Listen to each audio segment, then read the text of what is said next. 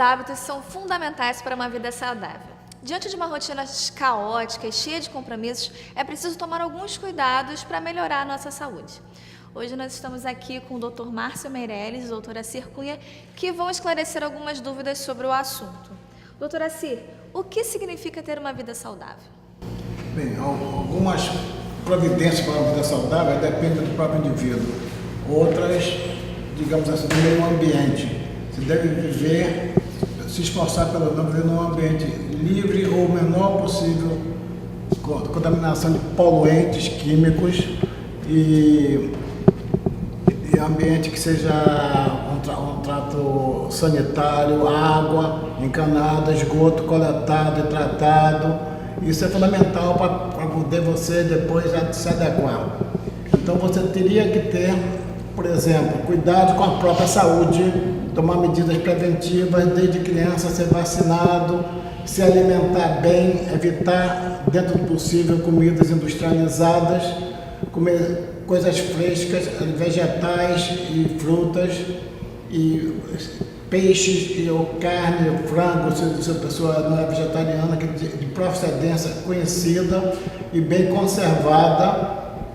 E é fundamental, estar bem nutrido, você tem melhores condições de reagir a fatores agressivos como doenças invasivas, bacterianas e virais. Bom, e os cuidados que nós sabemos hoje em dia, se manter hidratado, mesmo em casa ou na rua, sempre hidratado, praticar esporte com regularidade, compatível com sua idade e sexo. Também não querer fazer maratona se nunca andou de bicicleta, andou a pé, nem correu um pouco. Então, é fundamental que tenha exercícios, que não seja sedentário, que pratique exercício com regularidade, mas sempre dentro do limite e assessorado por um especialista no ramo e, sobretudo, após exame médico, check-up, para poder evitar que, em vez de se proteger, aquilo seja causador de um problema maior. Doutor Márcio, o que seria a alimentação ideal? O que a gente deve evitar? Esse tema de alimentação é abordado, às vezes, de uma maneira muito complexa, com muitos detalhes, muitas minúcias, mas me parece que o importante é nós termos algumas linhas gerais muito claras.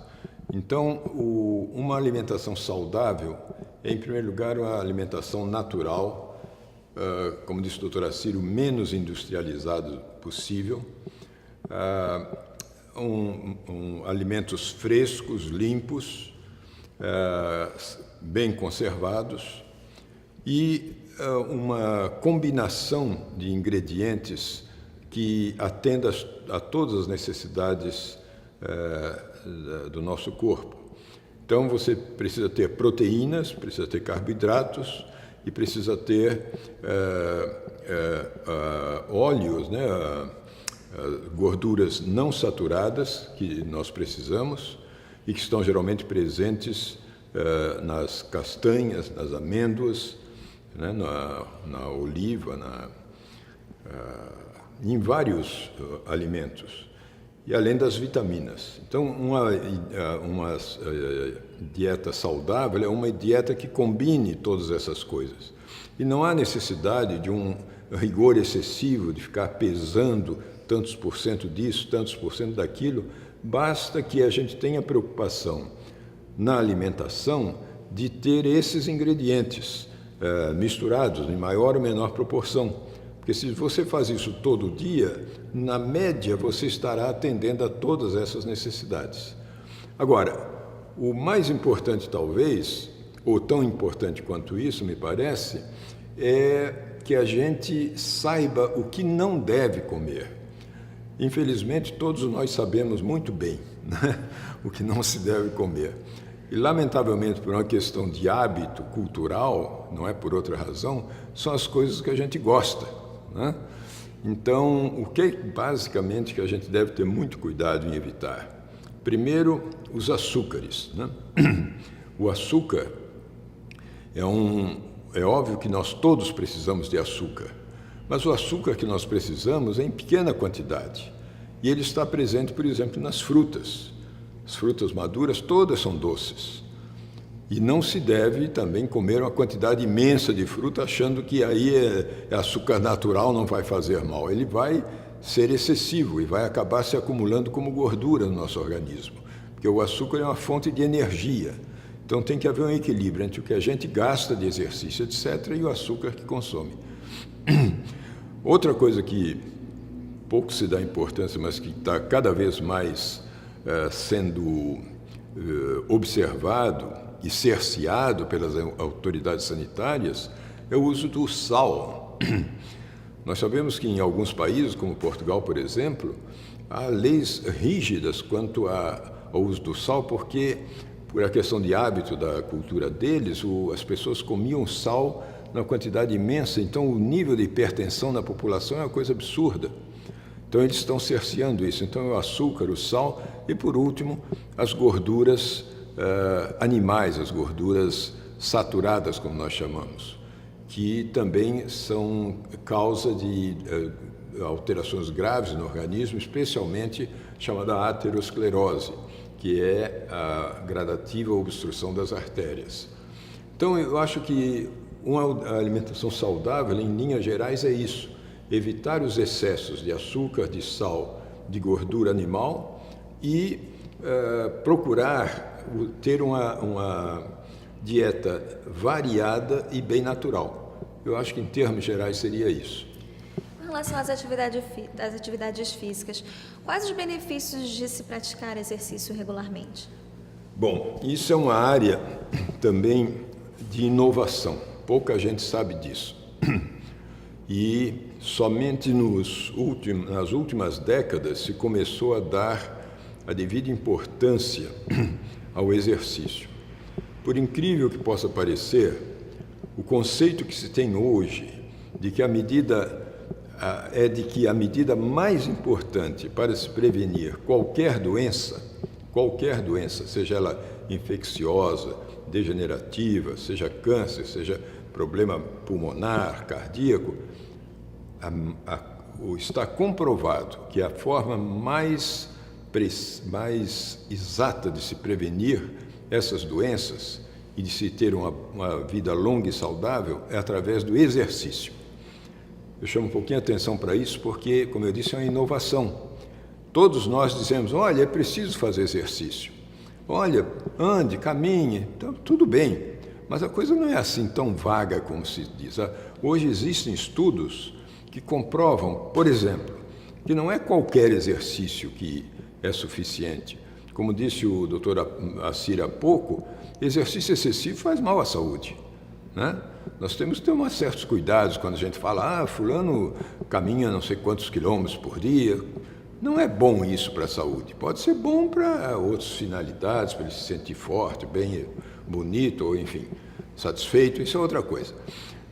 O exercício deve ser feito diariamente, pelo menos 5 dias por semana, e deve ser feito num limite que não cause cansaço, mas que também não seja sem cansaço. Quer dizer, é um limite tênue, em que a gente sente que está suando e está fazendo esforço, mas não está se sentindo exausto, fazendo um esforço excessivo. Esse limite é que é o suficiente. 5 dias por semana, cerca de 1 hora por dia. A outra coisa sobre exercício que está comprovada e que é muito recente, eu não digo descoberta, essa comprovação científica, é de que não basta a gente ir para a academia de manhã e fazer 1 hora de exercício e ficar o resto do dia sentado, porque aquele estar sentado, sedentário durante todo o dia, praticamente anula o esforço que você fez de manhã na academia. Então, é fazer o exercício e manter-se ativo. Como é que faz para manter-se ativo? Existem estratégias que a gente usa. Por exemplo, usar a escada em vez de elevador quando forem poucos andares. Ir a pé até a esquina, ou até 2 ou 3 quadras, em vez de ir de condução. Quando estiver trabalhando, cada 50 minutos, cada hora, levantar um pouco e andar um pouco durante 2 minutos para lá ou para cá. isso já é suficiente para ativar o organismo e estimular o nosso metabolismo. Parece coisa meio boba, mas isso está comprovado. Então, é importante que a gente adquira esses novos hábitos, de não ficar parado muito tempo, além do exercício que já falamos, exercício, digamos, formal, né, de você ir a uma academia, ou ir andar na lagoa, na praia, etc. Além disso, é importante que a gente, durante o dia, se mantenha em atividade. Tem essa preocupação, será que eu estou sendo ativo ou estou sendo sedentário? Porque o sedentarismo é uma das causas mais graves de doença. E para terminar ainda sobre esse assunto que é muito interessante e relativamente novo, da questão do exercício, a gente queria dizer que quando está comprovado que as pessoas que fazem exercício regularmente, elas têm uma longevidade claramente aumentada, vivem muito mais e têm uma idade avançada, digamos assim, com a qualidade de vida muito melhor. Mas isso não é coisa de que alguém acha ou descobriu que, não, é coisa que está comprovada através de estudos, através de anos, populações que foram seguidas durante 20, 30 anos, acompanhadas cientificamente, elas têm menos doença, elas vivem mais e, na idade avançada, têm melhor qualidade de vida. Então, o exercício é muito mais importante hoje, de acordo com a ciência, que se conhece, muito mais importante do que a gente imagina. Não se trata só de faça exercício, não. Faça exercício sabendo que você está alongando a sua vida e melhorando a sua qualidade de vida. Nós vivemos uma rotina caótica, cheia de compromissos e tal. Como é que o estresse pode afetar a nossa saúde? Bom, o estresse, você reage com o estresse com a liberação de adrenalina, que é um vasoconstrictor. E que não é bem, todos os nossos tecidos, quando solicitados na atividade física, ou em atenção, o cérebro, o coração, os músculos, precisam ser irrigados com sangue. A vasoconstricção diminui a chance de chegar sangue nos tecidos que estão sendo solicitados para trabalhar com mais intensidade. Então, porque o estresse libera vasoconstrictores e que não são favoráveis a essa resposta que nós solicitamos. O estresse pode ser importante em condições de agressão e fuga, como tinha em condições, viviam as pessoas primitivas sendo atacadas por animais, vivendo em caverna. Naquela época era fundamental para a sobrevivência. E hoje em dia, em algumas condições, você tem que reagir numa confusão, num trânsito, dirigindo um carro, aquela descarga de adrenalina, aquilo é instantaneamente, você age instantaneamente, mas aquilo lhe desgasta. Você reage, sobrevive, foge de uma situação crítica, mas você paga sempre um preço. Quase tudo na vida tem um preço a pagar. Então é fundamental que você tenha uma boa reação ao estresse, mas o estresse continuado deve ser evitado, porque tem reações tóxicas desfavoráveis. E você não consegue fazer funcionar seu organismo a longo prazo sob pressão, sob estresse. O desgaste é muito grande e causa como se fosse um envelhecimento precoce das células cerebrais, que são fundamentais para a sua atividade, para o seu relacionamento com o meio ambiente. Um último conselho para quem busca uma vida saudável? Eu acho que o conselho que a gente pode dar é a preocupação com a vida saudável. Porque, infelizmente, se nós observarmos como é que nós nos comportamos em relação à vida saudável, nós nos comportamos de uma maneira talvez um pouco infantil, isto é, desconectados da realidade. Quando a gente nasce geralmente muito bem de saúde, a gente fica muito bem de saúde até uma certa fase da vida, juventude e tal. E a gente tem a impressão de que a vida toda será assim. Até o dia que a gente tem uma doença e fica muito surpreso. Como é que isso aconteceu comigo? Eu nunca tive nada disso. Bom, essa questão de quando vem a doença está diretamente relacionada com o que eu fiz enquanto eu estava muito bem. Porque, se a gente pensar bem, hoje em dia, nasce uma criança, os pais tratam com maior carinho, as mães se dedicam de uma maneira, às vezes, até excessiva, atendendo a tudo o que a criança tem ou quer, esquecem, às vezes, de dar alguns limites. Aí a criança começa aos 2 anos, 1 ano e meio, 2 anos, a ver que todo mundo em volta dela adora doce, come muito doce, muito chocolate, muito refrigerante cheio de açúcar, adora aqueles sanduíches maravilhosos, assim, altos, cheios de gorduras e carnes gordurosas, etc. E aquilo é tido como normal. Por que é normal? Porque todo mundo faz. Ninguém está pensando em vida saudável até essa fase. Aí você vai crescendo nesse meio, um pouquinho adiante você adquire outros hábitos também muito interessantes, como, por exemplo, fumar, que é muito elegante, né? Ou era, agora felizmente já não é, mas antigamente fumar era essencial para você se mostrar elegante, né? Beber álcool é importante, porque você já é adulto quando você bebe álcool, mesmo que seja uma cerveja aos 12 anos de idade, o garotão acha que já é adulto, porque já bebe a sua cerveja. E esses hábitos vão ficando, vão sendo assimilados pela pessoa. Ninguém está pensando que o cigarro está destruindo aquele pulmão, está mexendo com as artérias, provocando futuros infartos, nem que aquele sanduíche maravilhoso ou que aquele monte de refrigerante que equivale no final de 2 ou 3 anos a quilos e quilos de açúcar excessivo que a gente... Ninguém está pensando em vida saudável, né? Então, quando a gente adoece, a gente começa a pensar em vida saudável, corre, como se diz, atrás do prejuízo, né? Primeiro espera adoecer para depois dizer o que? Agora eu não posso comer isso, parei de fumar porque tive um infarto, agora eu não posso comer muito açúcar porque minha glicose subiu, agora eu não posso isso, agora eu vou começar a fazer exercício, agora eu estou cuidando da alimentação, meu médico proibiu de comer isso ou aquilo. Quer dizer, a vida saudável só acontece para nós, na prática, quando a doença chega.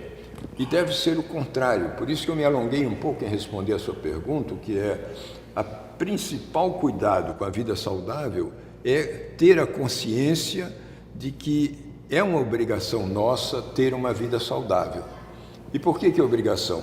É obrigação para com a gente mesmo, porque ninguém admite que alguém faça alguma coisa que seja ruim para si mesmo. E é uma obrigação para com a sociedade, por uma razão simples. Embora não pareça, quando alguém adoece e vai para o hospital e se submete a procedimentos caríssimos, alguém está pagando esse dinheiro. E a gente pensa que quem está pagando é o outro, é o plano de saúde, é o governo, mas a gente esquece que quem paga o governo e o plano de saúde somos nós. Não cai do céu esse dinheiro, nem para o governo, nem para o plano de saúde. Ou são os nossos impostos, ou são a nossa mensalidade para o plano de saúde. E quem somos nós? Somos todos nós. Então, todos nós vamos pagar um pouquinho mais se todo mundo começar a adoecer, entre aspas, sem necessidade. Então, hoje, nós temos que ter esse conceito também de cidadania, de que, evitando ou mantendo-se, cuidando da própria saúde, procurando manter-se saudável, você está colaborando para uma coisa que todo mundo está procurando sem achar, que a saúde coletiva seja pagável. Porque todo mundo diz, não dá para pagar, nenhum país consegue pagar, é um dinheiro enorme, os países não conseguem. Não consegue porque não há uma conscientização ainda de que a saúde não tem preço, mas tem um custo. Não há uma conscientização de que esse custo pode ser abaixado se cada um de nós cuidar da própria saúde. Obrigada, muito obrigada. Nós estivemos aqui com o Dr. Márcio Meirelles e o Dr. Acir Cunha, que são membros do Observatório da Saúde.